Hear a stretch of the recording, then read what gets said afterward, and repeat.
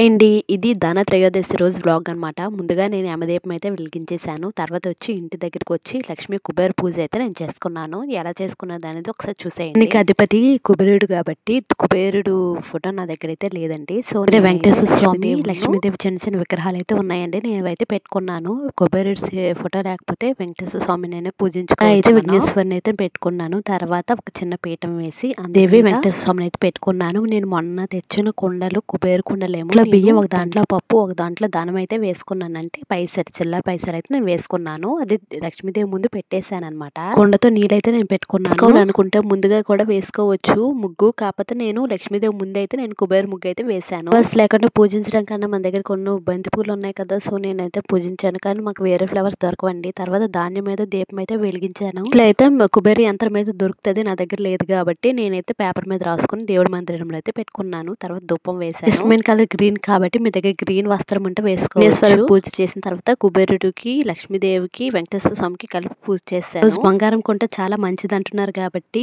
కొనాలనుకున్నాం. కాకపోతే time set అవ్వలేదు, money కూడా సెట్ అవ్వలేదు కాబట్టి కొనాలని మేమైతే ఇత్తడి పాత్రలు అయితే నేను తీసుకున్నాను. నెక్స్ట్ బ్లాగ్ లో చూపిస్తాను నేను ఏమేమి తీసుకున్నాను. అయితే పూజ అయితే కంప్లీట్ చేశాను. మీరు ఎలా చేశారో కామెంట్ చేయండి. వీడియో నచ్చితే లైక్ చేయండి, సబ్స్క్రైబ్ చేసుకోండి. Thank you for watching.